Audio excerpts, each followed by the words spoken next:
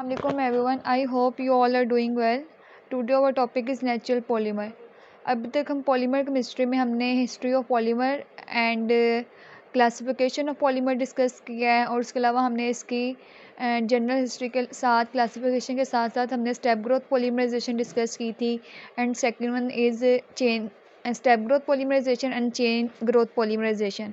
आज जो हमारा टॉपिक है नेचुरल पॉलीमर के साथ ही फिर हम आगे प्रोसीड करेंगे अपने fats, lipids, protein and nucleic acid.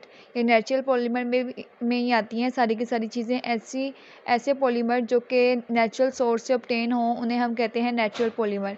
इतना तो आपको आइडिया पहले से भी था क्योंकि क्लासिफिकेशन में हमने इसके नेचुरल पॉलीमर देखा था, सिंथेटिक पॉलीमर देखा था एंड सेमी सिंथेटिक पॉलीमर देखा था।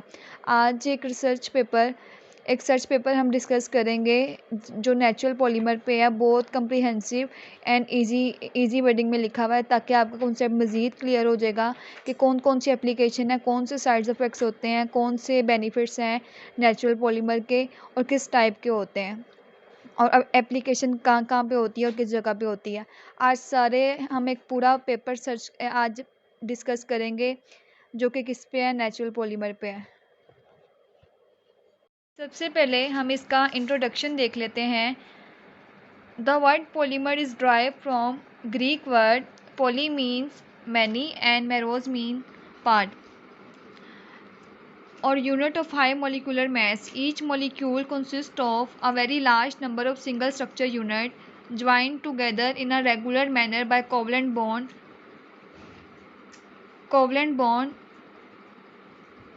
हमें ये भी पता है कि जो पॉलीमर होते हैं मैक्रोमोलिक्यूल होते हैं। Polymer are the joint molecule of high molecular weight called macromolecule which are formed by linking together a large number of small molecules called monomers. The process by which monomers combine to form a polymer is known as polymerization. Previous lecture में हम ये सब कुछ detail में discuss कर चुके हैं, बस हम एक बार रिवाइज कर रहे हैं अपने कॉन्सेप्ट दोबारा से। उसके बाद आती हैं टाइप्स ऑफ पॉलीमर।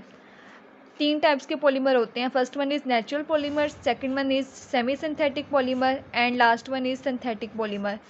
आज का जो हमारा टॉपिक है हम किसको डिस्कस कर रहे हैं, नेचुरल पॉलीमर्स को डिटेल में देख रहे हैं। तो नेचुरल पॉलीमर्स वो होते हैं जिनको हम प्लांट्स एंड एनिमल्स से लेते हैं।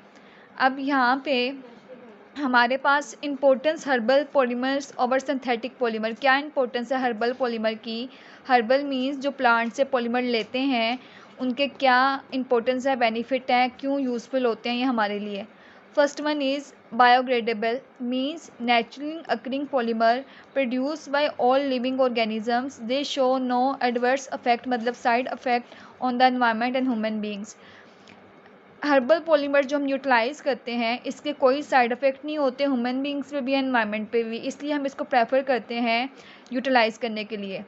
Second one is bio compatible and non toxic. ये बायोकम्पेटिबल होते हैं, नॉन टॉक्सिक होते हैं। अगेन वही मतलब कि इसका साइड इफ़ेक्ट नहीं होता। Non toxic mean easily use होते हैं, कोई केमिकल यूटिलाइज़ नहीं हुए होते, नेचर से ऑब्टेन किए हुए होते हैं, इसलिए इजी टू यूज़ होते हैं without any sideful affect and harmful affect and non toxic nature. And next one is economically ये जो होते हैं बेस्ट होते हैं, मतलब चीपर होते हैं, लेस एक्सपेंसिव होते हैं, ईजी टू अफोर्डेबल होते हैं।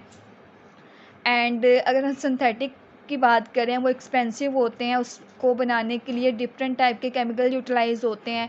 ये अब सिंथेटिक पॉलीमर की नेचर पे डिपेंड करता है हमने कौन से टाइप का सिंथेटिक पॉलीमर बनाना है, कौन से टाइप के केमिकल्स यूज़ होंगे, लेबॉर्ट्री में प्रोसेसिंग होगी, मशीनरी यूज़ होगी, सारी चीज़ें यूटिलाइज होने के बाद देन हमारे पास फॉर्म्ड होता है लेबॉर्ट्री में सिंथेटिक पॉलीमर। तो वो बहुत एक्सपेंसिव वे है। अगर हम बात करें हर्बल और नेचुरल पॉलीमर की, वो लेस एक्सपेंसिव होते हैं, इजी टू अफोर्डेबल होते हैं और चीपर होते हैं। नेक्स्ट हमारे पास आता है safe and devoid of side effect. Easy to save होते हैं, मतलब कि अब लेट्स सपोज अगर हमने कोई सिंथेटिक पॉलीमर बनाना है इंडस्ट्री में, लेबॉर्ट्री में, तो उसको बनाने के साथ साथ जो भी उसका वेस्ट होगा, डिस्पोज होगा, या तो रिवर्स में जाएगा, कनाल्स में जाएगा, वही वाटर जाएगा टैप्स में, रिवर्स में, वही aquatic animals and plants use करेंगे, वो उनको डैमेज करेगा, डिस्ट्रॉय करेगा, as well as human beings को भी करेगा। जब पोल्यूटेड वाटर को हम ड्रिंक करेंगे तो उसी के थ्रू हमारे में बीमारियां पैदा होंगी और हमारे एनवायरनमेंट को भी पोल्यूटेड करेगा। ऑन द अदर हैंड अगर हम बात करते हैं फ्यूम्स की, बात करते हैं केमिकल्स के, वो एटमॉस्फेयर में जाएंगे तो एटमॉस्फेयर को पोल्यूट करेंगे।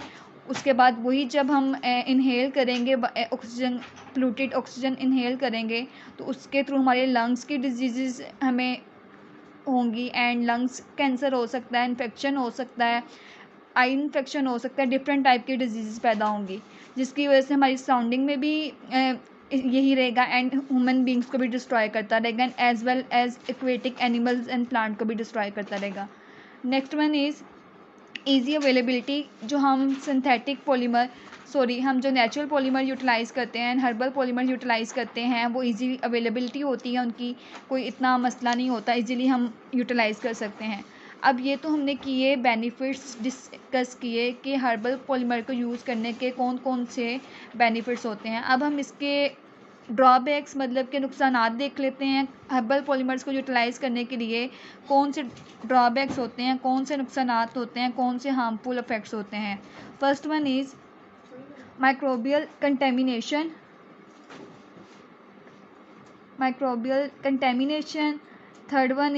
Second one is batch to batch variation, the uncontrolled rate of hydration, slow process, heavy metal contamination।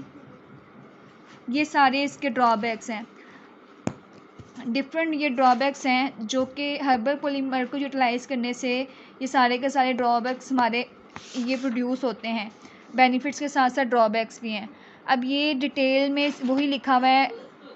Microbial contamination during production, they are exposed to external environment, hence there are chances of microbial contamination.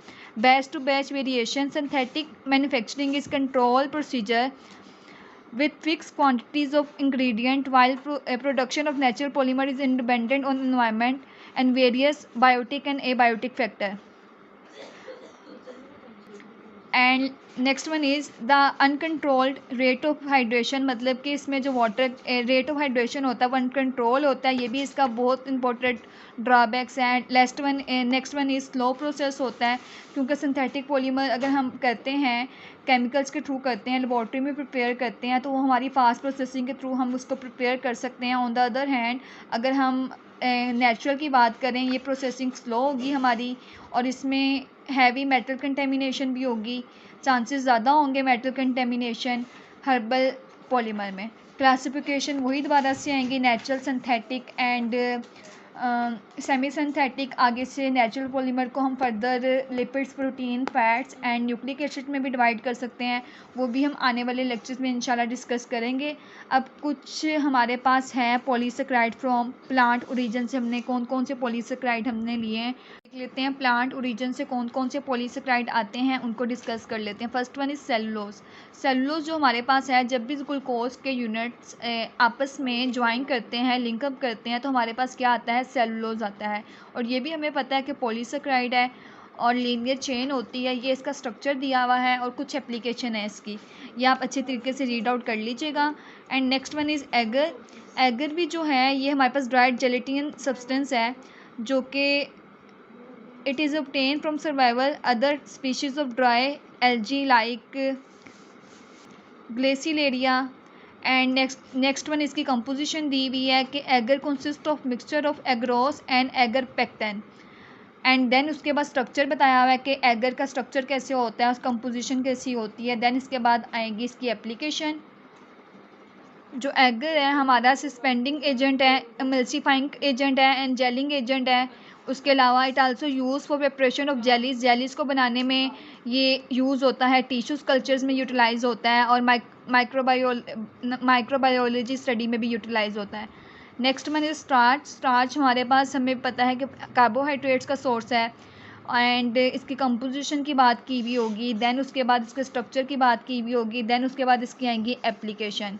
Next one हमारे पास आ जाएगा गम। इसी तरह हमारे पास ये कुछ random natural polymers दिए हुए हैं, जिनमें हमने सेलुलोज है, स्टार्च है, गम है एंड एगर है। ये डिफरेंट हर किसी की कंपोजिशन, एप्लीकेशन, इसकी जनरल प्रॉपर्टीज़ एंड इसका स्ट्रक्चर कैसा होता है, सब कुछ बताया हुआ है। ये थी कुछ जनरल प्रॉपर्टीज़ नेचुरल पॉलीमर की एंड ड्रॉबैक्स एंड साथ में उसके इम्पोर्टेंस, ये आज हमने डिस्कस कर ली हैं। बाकी इसके जो एग्जांपल्स हैं, जैसे कि कुछ एग्जांपल मैंने आपको बताई हैं अभी, ये हम डिटेल में हम डिस्कस करेंगे इंशाल्लाह नेक्स्ट क्लास में, नेक्स्ट लेक्चर में। और बाकी ये जितने भी यहाँ पे लिखे हुए हैं सोर्स ऑफ प्लांट ओरिजिन से कौन कौन से नेचुरल पॉलीमर आते हैं, आगे भी हैं, जैसे कि ज़ैंथेन है एंड और वीट ग्लूटेन है, काइटन है एंड प्रोटीन है। उसके अलावा और भी हैं, सोयाबीन है, ये सारी जेलिटन है। ये डिफरेंट टाइप के नेचुरल पॉलीमर हैं जो कि हम प्लांट ओरिजिन से लेते हैं। अभी सिर्फ और सिर्फ हमने वो डिस्कस किए हैं जो कि हम कहाँ से लेते हैं, प्लांट ओरिजिन से लेते हैं। बाकी इनकी डिटेल स्टडी हम इंशाल्लाह नेक्स्ट लेक्चर में करेंगे। उम्मीद है कि यहाँ तक आपको समझ आ गई होगी। कोई भी मसला, कन्फ्यूजन, कोई भी प्रॉब्लम हो तो आप पूछ सकते हैं। अपना बहुत ज़्यादा ख्याल रखिएगा, दुआओं में याद रखिएगा। इंशाल्लाह मिलते हैं नेक्स्ट लेक्चर में।